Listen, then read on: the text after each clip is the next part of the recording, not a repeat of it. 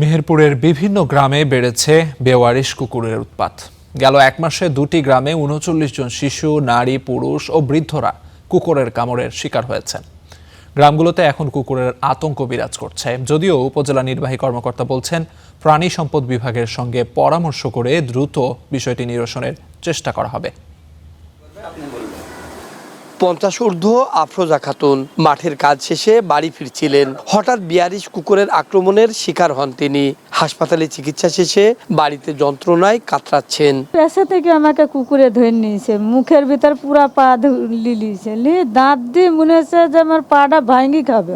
শুধু আফরোজা খাতুনই নয়, গেল 17 জুলাই মাত্র 1 ঘন্টার ব্যবধানে মেহেরপুরের রামনগর গ্রামে বেয়ারিশ কুকুরের কামড়ের শিকার হন অন্তত 22 জন। তাদের মধ্যে শিশু রয়েছে। ছড়িয়ে পড়েছে আতঙ্ক। কুকুর তো না এক জায়গায় থাকছে না, আবার পালিয়ে আসছে।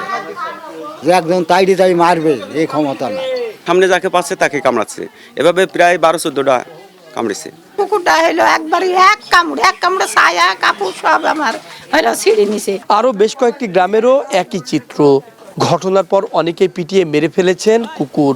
তবে পরিবেশবিদরা বলছেন, বেয়ারিশ কুকুর মারতে হলে অবশ্যই প্রশাসনের অনুমতি নিতে হবে। একটা দলে কুকুর 5-7টা 10টা করে কুকুর থাকছে, তাই সেই কুকুরদের রূপ এবং ভয়ঙ্কর অবস্থা। আমাদের বাসা কাছে প্রাইভেটে পাঠাতে পারছি না, স্কুলে পাঠাতে পারছি না, এবং বাড়িতেও গেট মেট খুলে বসে থাকতে পারছি না। মানুষজন যদি না থাকে তাহলে তো সেই কুকুরে তো একটা বাচ্চাকে খেয়েই ফেলবে, যেরকম পরিবেশ পরিস্থিতি তৈরি হয়েছে।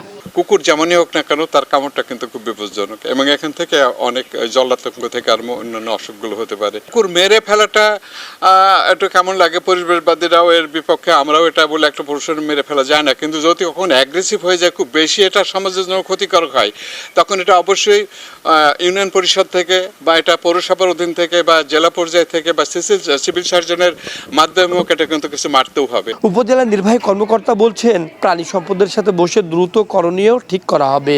হাসপাতালে পর্যাপ্ত ভ্যাকসিন আছে বলে দাবি করেছেন উপজেলা পরিবার পরিকল্পনা কর্মকর্তা।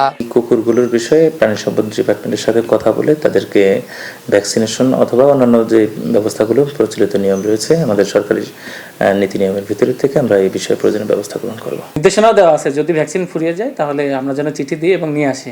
তবে এখন আমাদের কোনো ঘাটতি নাই, আমাদের হচ্ছে ARV ARI দুইটাই যথেষ্ট আছে, অর্থাৎ র্যাবিস অ্যান্টি র্যাবিস ভ্যাকসিন যেটা, টক্সয়েড এবং IG দুইটাই সাপ্লাই আছে। পাশাপাশি বিষয়টি খতিয়ে দেখা হচ্ছে বলেও জানিয়েছে স্থানীয় প্রশাসন। Rasheduzzaman, star news, Meherpur.